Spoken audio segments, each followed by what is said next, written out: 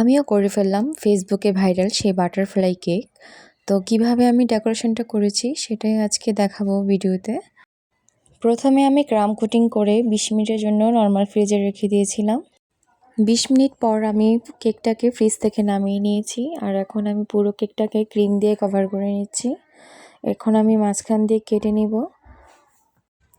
এখন আমি কেকের দুটো স্লাইসই অন্য একটা বোর্ডে নিয়ে নিচ্ছি, আর এখন আমি বাটারফ্লাই শেপে কেকটাকে কেটে নিব।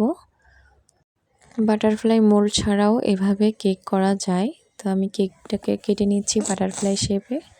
তো আমি এখন ক্রিম দিয়ে কভার করে দিব পুরো সাইডটা। এই কেকটা কিন্তু করা খুবই ঝামেলার কাজ, যারা করবে তারাই বুঝতে পারবে কেমন ঝামেলা। সাইডে যে ক্রিমগুলো দিতে হয় সেই ক্রিমগুলো খুবই ভালো করে দিতে হয়, তা না হলে একদিকে লাগে ক্রিম আর একদিকে লাগে না।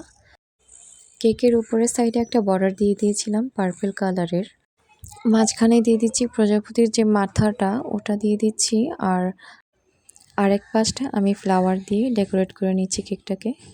আর অন্য পাশটায় আমি আবার দিয়ে দিচ্ছি কিছু গোল্ডেন লিফ আর সুগার বল। আমার কেকটি হয়ে গেছে। আপনারাও চাইলে এভাবে বানাতে পারেন মোল্ড ছাড়া বাটারফ্লাই কেক।